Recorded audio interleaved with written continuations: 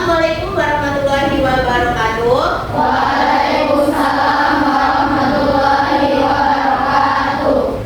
Sudah siap buat belajar informatika pada siang hari ini? Siap. Oke, sebelum kita mulai pembelajaran, ada baiknya kita berdoa terlebih dahulu untuk memulai awal pembelajaran. Untuk ketua kelas, Kiran, silakan untuk memimpin doa. Marilah teman-teman semuanya berdoa dimulai. Bismillahirrahmanirrahim. Alhamdulillahirabbil alamin. Arrahmanirrahim. Maliki yaumiddin. Iyyaka na'budu wa iyyaka nasta'in. Ihdinas siratal mustaqim. Siratal ladzina an'amta 'alaihim ghairil maghdubi 'alaihim waladdallin. Amin. Bagaimana kabarnya hari ini? Baik. Sudah makan siang? Sudah. Oke. Kemudian coba kalian cek dulu di sekitar kalian, apakah masih ada sampah di dekat kaki kalian atau di laci kalian atau di sekitar kalian? Oke, tidak ada. Sepertinya kelas ini bersih karena kan kebersihan itu menjadi salah satu kenyamanan kita ketika belajar. Untuk itu Ibu mau mengecek kehadiran kalian terlebih dahulu. Oke, ada yang tidak hadir? Hadir semua. Untuk ketua kelas, Kiran hadir semua hari ini? Hadir semua. Oke.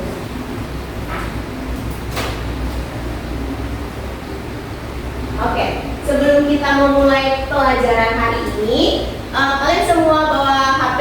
Nah, kita akan mengadakan kuis sebagai langkah awal pengetahuan kalian dalam materi hari ini. Jadi silakan kalian buka kuis kalian. Lalu silakan buka di Google Kahoot. Sudah itu ini masukkan gamenya itu Kahoot. Ketik di Google Kahoot.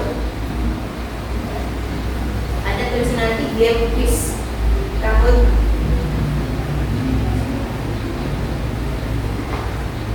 Ada kuota? Semua?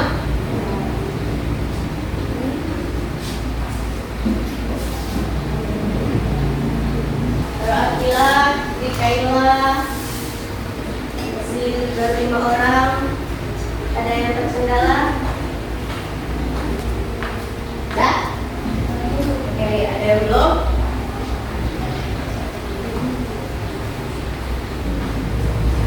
Oke, udah ya? Udah ya? Udah? Sekarang kita mulai.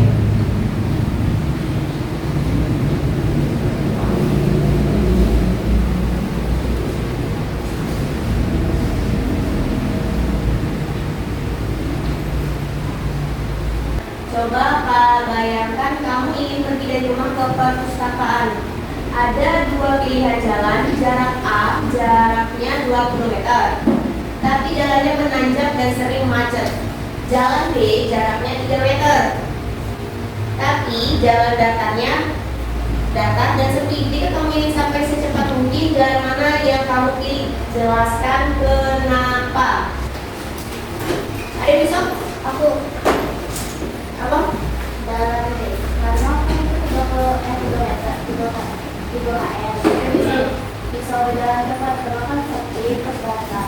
Kalau yang 2 km itu jatuh tapi sering macet sama lah kan macet lama ya.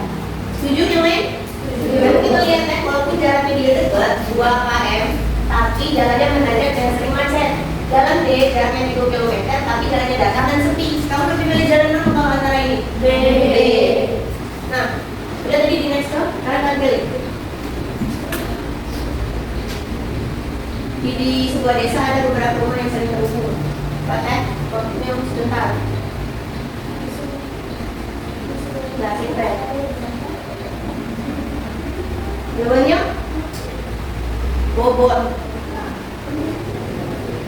Bobot itu sama dengan waktu atau biaya atau jarak. Nah sekarang ada lagi, Rian ingin pergi ke rumah Doni. Ada dua jalur yang bisa dia lewati. Jalur satu melewati toko buku dengan total waktu perjalanan 12 menit. Jalur dua melewati lapangan basket dengan total waktu perjalanan 10 menit. Jika Rian ingin tiba secepat mungkin, rute mana yang harus diambil? Jalur 2.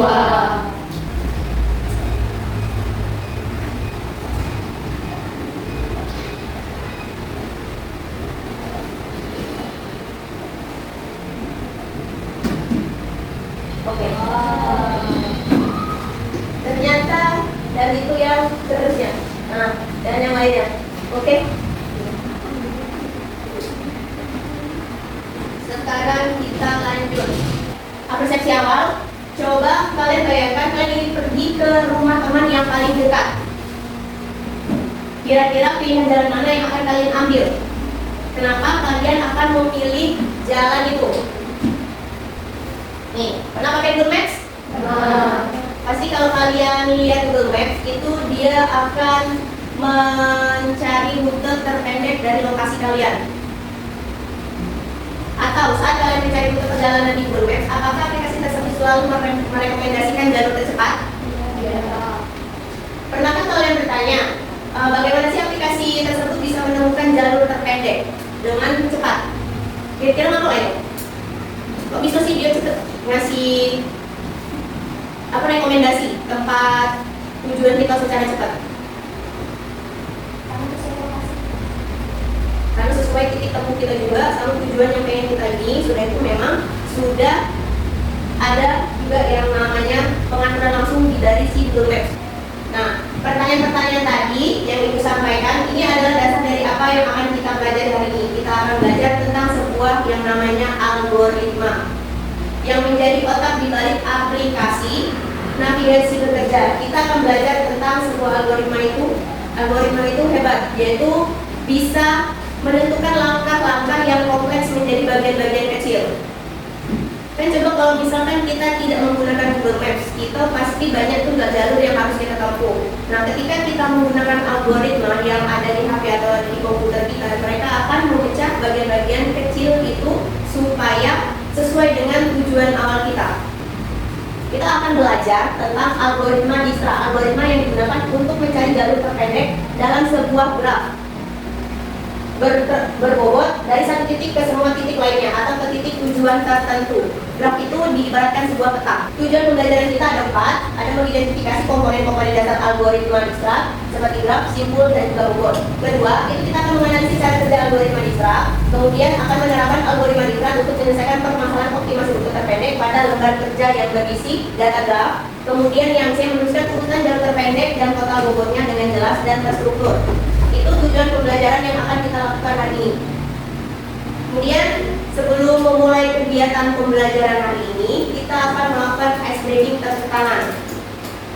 Kalau tepuk 1 kali itu fokus, kalian berarti nyebut tepuk 1 kali fokus, tepuk 2 kali siap, tepuk 3 kali belajar. Jadi kalau ibu menyebutkan jumlah tepuk, kalian sebutkan juga kata-katanya.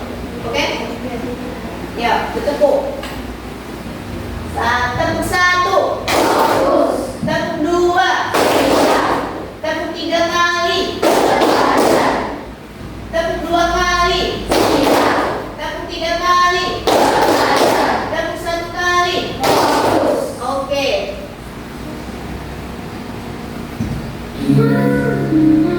Nah, coba kalian lihat dulu ini.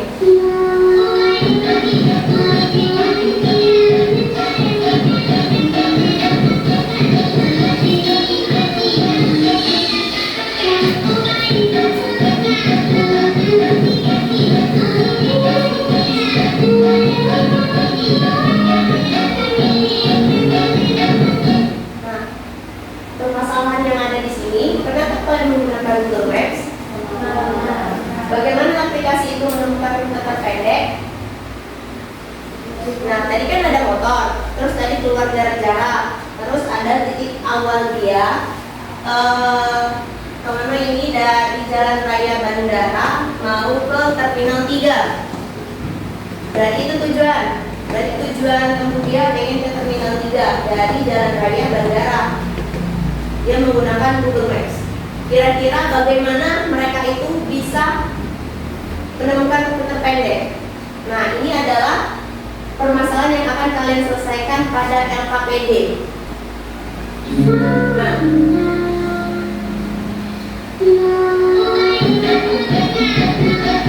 Nah, ini kalian coba perhatikan. Kira-kira yang mana simpul, terus yang mana bobot, terus bagaimana peta ini disebut sebagai graf.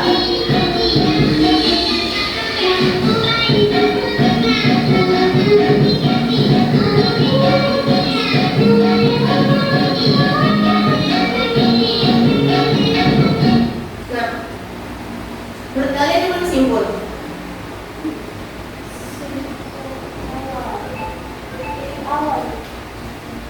Simpulkan simpul awal dan simpul tujuan. Tadi kan ibu ngomongin simpul awal tadi dia dari jalan raya bandara, terus tujuannya ke Terminal 3. Ini berarti disebut simpul.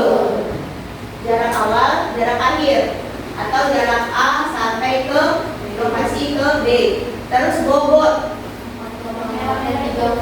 Ini ya, kalau ini berarti jaraknya 3,4 km dari Jalan Raya Bandara sampai ke Terminal 3. Nah, bobot ini kan bisa bobot biaya, bobot waktu, juga bisa bobot jarak. Terus yang terakhir pertanyaannya, bagaimana peta ini bisa disebut sebagai graf? Oke. Sekarang silakan kalian membentuk kelompok. Ada 4 kelompok yang terdiri dari 5 orang. Oke, sudah. Ini kelompok 1. Ini kelompok 2, ini kelompok 3, dan kelompok 4. Oke, untuk materi itu kalian juga bisa lihat dari yang sudah dibagikan di grup, atau kalian juga bisa minta bantuan dengan Google juga boleh. Atau kalau kalian ada pertanyaan yang tidak dimengerti, kalian boleh bertanya. Silakan diisi dan jangan lupa buat nama kelompok, kelas kalian, dan tanggal hari ini. Baca dulu LKPD-nya sebelum mengisi. Diskusikan setiap permasalahan dengan tugas dan teman-teman sekelompoknya. Kira-kira apa yang ingin diselesaikan. Kemudian tulis jawaban kalian di LKPD. Silakan dijawab LKPD-nya. Jika kalian sudah, nanti kalian tuliskan hasil yang sudah kalian dapatkan di LKPD itu ke depan kelas.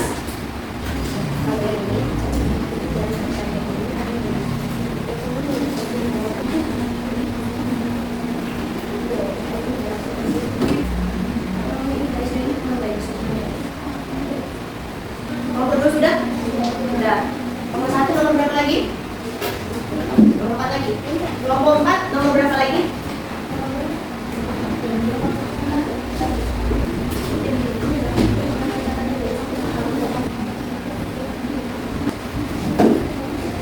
Sudah semua? Kita menjadikan hasil yang sudah kalian kerjakan. Oke, kelompok 1. Silakan kalian yang nomor 1. Benarkah kalian menggunakan aplikasi peta dan juga seperti Google atau website? Ya, saya pernah menggunakan aplikasi peta digital sehingga digunakan untuk mencari perjalanan atau lebih mudah sampai tujuan. Dan bagaimana aplikasi tersebut dapat menemukan titik dan tempat atau bertanya dari lokasi kalian saat ini di tempat tujuan? Aplikasi tersebut menggunakan GPS untuk mengetahui lokasi kita secara real time, lalu memanfaatkan data peta digital dan informasi lalu lintas terkini seperti kemacetan, kecelakaan atau jalan yang disesuaikan. Oke, ada yang ingin ada jawabannya yang berbeda? Aku kelompok 2, silakan. Dalam menggunakan teknologi GPS untuk mengetahui posisi kita secara detail. Selain itu, aplikasi tersebut juga memanfaatkan data lalu lintas yang dibutuhkan dari negara itu. Oke, itu ada tambahan lagi jawaban dari kelompok 2. Kayaknya ini kalau untuk Google Map pasti kalian sudah pernah semua memakai. Sudah? Sudah. Nah, tadi kata Sukma untuk menemukan rute tercepat atau terpendek dari lokasi itu kita bisa menggunakan GPS. Nah, di GPS atau di Google Maps yang tersedia di handphone kalian itu pasti dia sudah memprediksi segala hal dan kondisi untuk ke tempat tujuan kalian. Pasti ada info kemacetan, terus jarak tempuh yang kalian akan gunakan. Kemudian ada juga terkadang informasi kondisi cuaca, ya kan? Oke, sama? Oke, tepuk tangan dulu untuk kelompok 1. Sekarang kelompok 3 menjelaskan nomor 2. Jelaskan aja dulu. Karena kan kalian adalah kelompok B yang bertugas sebenarnya sampai kalian harus menemukan 4 kali lokasi awal dan lokasi tujuan dimaklumkan. Dulu aku memberikan sebuah batas halaman dalam bentuk graf yang menyebutkan jalan-jalan dan perkiraan waktu tempuh. Tugas kalian adalah berdiskusi dan mencari cara terbaik untuk menyelesaikan masalah ini. Kita disuruh mengambil jarak yang dekat. Jadi dari A C. Berapa bobot itunya? Jaraknya? 3. Oke, benar ya? Ini bobot yang terkecil itu diambil adalah A ke C itu 3. Ketiga, boleh kelompok 4. Yang nomor 3. Berdasarkan gambar di atas, kita lumayan tentang simpul dan sisi. Terpendek A sampai D langsung sama dengan 5 atau lewat 3 tambah 2 sama dengan 5. Simpulnya ABC, sisi AB 5, AC 3, BC 2. Angka 5 pada garis yang menghubungkan simpul A dan B disebut apa? Jelaskan maknanya dan koleksi terpendek. Angka 5 adalah bobot sisi AB, artinya jarak antara waktu dari A ke B 5 satuan. Dalam Isra, bobot ini dipakai untuk mencari titik. Boleh ditambahin di sini yang mana sisi, yang mana simpul. Simpul adalah yang bobot ini dan sisi termasuk dari sukunya A, B, B, C. Oke, paham? Yang mana simpul, yang mana sisi kalau bobot? Berarti jarak angka-angkanya itu ya. Oke, berarti yang ke nomor 2 angka 5 pada garis yang menghubungkan simpul A dan B disebut apa? Yang garis yang menghubungkan simpul A dan B berarti? Oke, berarti angka 5 yang menghubungkan simpul A dan B disebut sisi.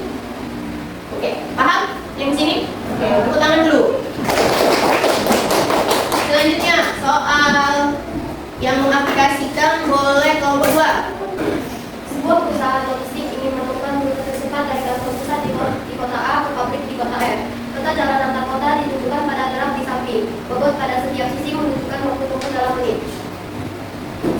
Identifikasi 2 soal di atas berdasarkan simpul awal A dan simpul tujuan F. Lakukan simulasi langkah demi langkah menggunakan algoritma Dijkstra untuk menemukan rute terpendek dari A ke F. Catat setiap langkah perhitungan kalian, termasuk bobot kumulatif dan simpul yang dihubungi.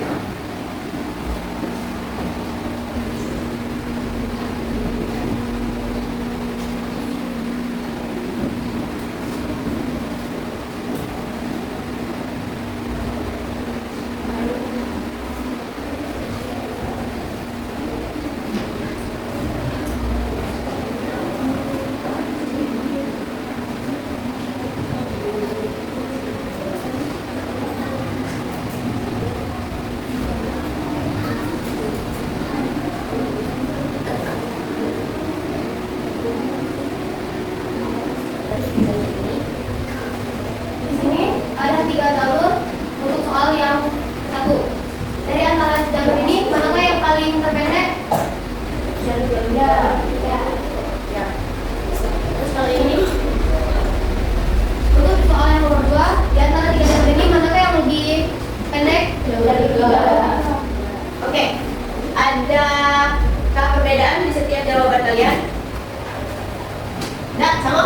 Berarti untuk jalur terpendek itu adalah yang jalur ketiga, yang dari sini. Dia bisa kalau dari ke sini, tapi hasil dari A, B, F, tapi dia lebih besar kan? 8. Tapi kalau kita kesini dikit, berarti dia 7. Makanya kalau algoritma ini kalian jangan terkecoh. Pokoknya walaupun ini atau B itu jalurnya pendek, cuma 4, tapi kita lihat dulu penjumlahan dari sisinya yang lain. Takutnya yang ini malah yang lebih pendek. Maka kalian harus mencari dulu, sudah kalian cari baru kalian bisa tentukan mana jalur yang pendek. Paham? Oke, sama jawaban kalian dengan nomor 2? Oke, adakah yang ingin bertanya tentang perbedaan sisi, bobot, dan juga simpul? Sudah paham semua? Kemudian cara mencari jalur terpendek dari Ada yang belum paham? Sudah semua paham? Kita sudah melakukan diskusi kelompok. Algoritma ini menurut kalian penting atau tidak? Nah, algoritma ini ada kaitannya dengan yang namanya berpikir komputasional. Apa itu berpikir komputasional? Berpikir komputasional itu adalah cara kita menyelesaikan suatu masalah. Ada 4 cara berpikir komputasional, ada 4 bagian berpikir komputasional. Yang pertama ada dekomposisi, kedua pengenalan pola, ketiga abstraksi, keempat nah yang keempat ini kita belajar tentang algoritma atau dia ini berarti berpikir, cara berpikirnya itu mencari rute pendek melalui algoritma Dijkstra. Oke, paham? Nah, sebelum mengakhiri pembelajaran hari ini, kita melakukan tes breaking. Boleh kalian tegak dan ikuti gerakan yang ada di depan.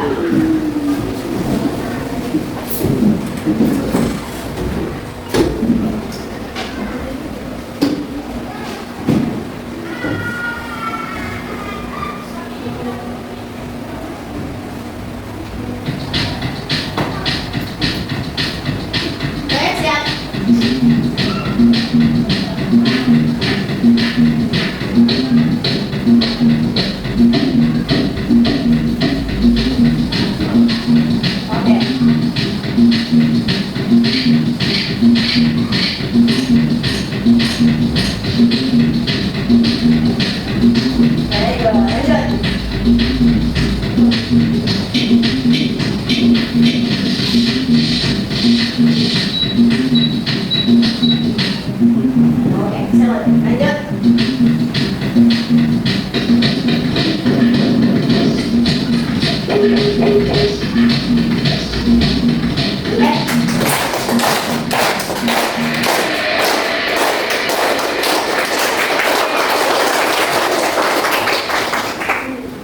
Duduk lagi.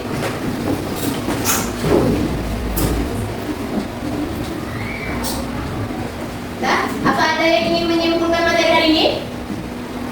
Tentang kayak perbedaan sisi, bobot, simpul, terus pengertian dari algoritma Dijkstra. Ada?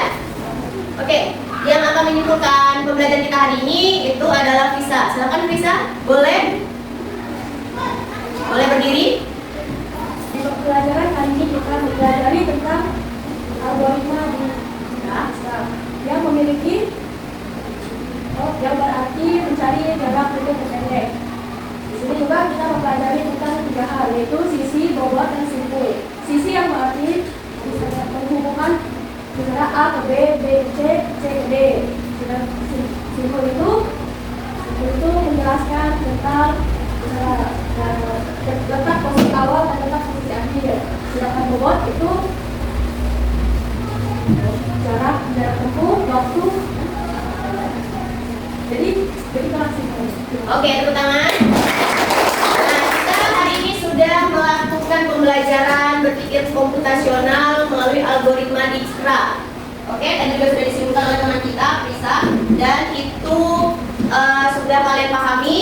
Dan tadi sudah kita lakukan kegiatan pembelajaran dan juga diskusi kelompok, dan juga tadi kita menyamai jawaban kalian dengan kelompok lain. Kemudian juga kita sudah menyelesaikan materi hari ini tentang algoritma Dijkstra.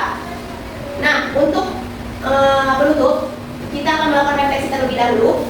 Menurut kalian, dari pelajaran kita yang sudah kita pelajari hari ini, bagian mana yang menurut kalian paling menarik? Waktu menentukan jalur, kayak gampang-gampang susah, susah-susah tapi gampang, ya. Kemudian apa kesulitan yang kalian temui setelah mempelajari materi hari ini? Menghitung bobot tadi, karena tadi ada yang sedikit terkecoh yang di bagian sini ya, menentukan jalur perhitungan. Kemudian, oke, bagaimana perasaan kalian selama mengikuti kegiatan pembelajaran ini? Jempol 2 atau senyum aja lah? Atau pusing bu? Jempol 2? Berarti kalian semua paham pelajaran hari ini? Oke, benar? Paham semua? Oke, tangan kita semua. Kemudian silakan kalian mengerjakan kuis yang sudah ibu bagikan di grup kelas kita. Itu silakan kalian kerjakan di kertas lembar kalian. berarti ada pilihan ganda dan juga ada esai. Berarti 10 soal. Ya.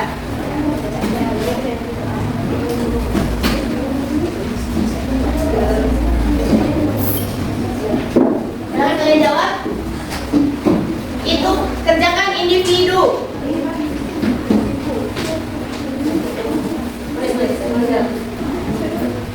Ya, kerjakan itu ada 10 soal, ada 5 pilihan ganda, ada 5 esai. Kalian kerjakan individu, tidak boleh contek, tidak boleh toleh kiri kanan, tidak boleh buka HP. Boleh buka HP, karena soalnya ada di HP. Boleh, salah. Tapi jangan buka Google.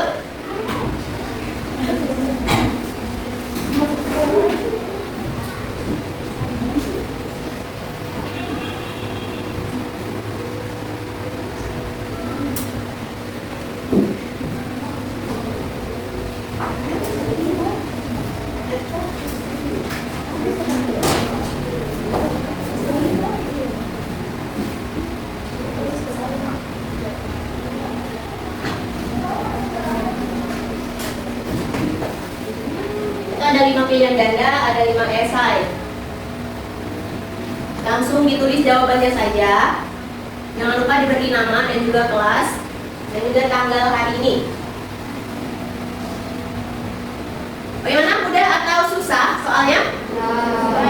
Ya, kalau yang sudah paham materi hari ini itu pasti mudah, easy.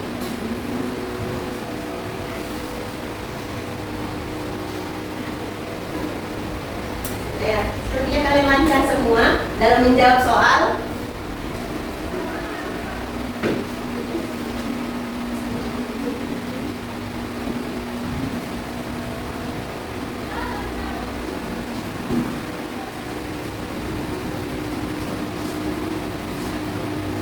Eti, silakan dikerjakan.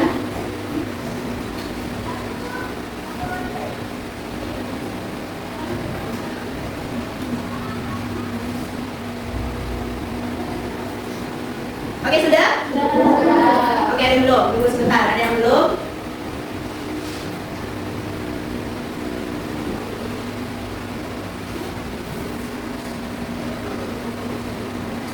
Siapa yang sudah? Oke. Kalau sudah, kita kumpul dan juga LKPD tadi kita kumpul ya. Oke? Kalau ini LKPD dan jawabannya. Oke. Terima kasih. Ini, tadi sudah? Ini LKPD. Oke.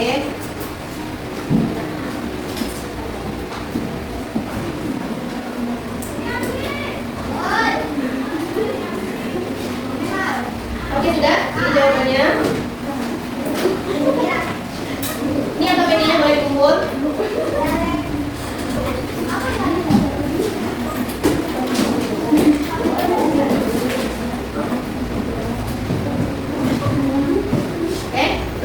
Ini tadi sudah?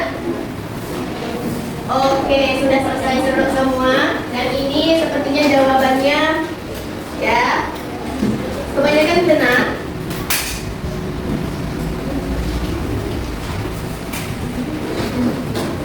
Oke, untuk jawabannya sepertinya bagus-bagus semua. Bisa menjawab.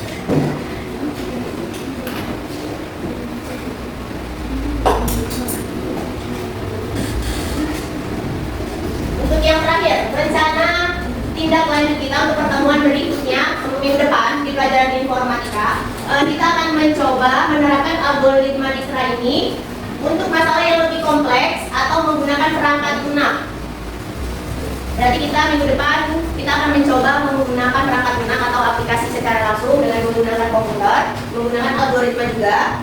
Nah, untuk mengakhiri pembelajaran kita hari ini, sebagai ucap syukur kita dan alhamdulillah atas kelancaran kegiatan kita hari ini, ada baiknya kita mengucapkan alhamdulillah. Kemudian terima kasih untuk semuanya dalam mengikuti kegiatan pembelajaran hari ini, semuanya berjalan dengan lancar dan juga partisipasi kalian dalam kegiatan hari ini. Ibu mengucapkan terima kasih dan Ibu mengakhiri dengan wabillahi taufiq wal hidayah. Wassalamualaikum warahmatullahi wabarakatuh. Waalaikumsalam warahmatullahi wabarakatuh.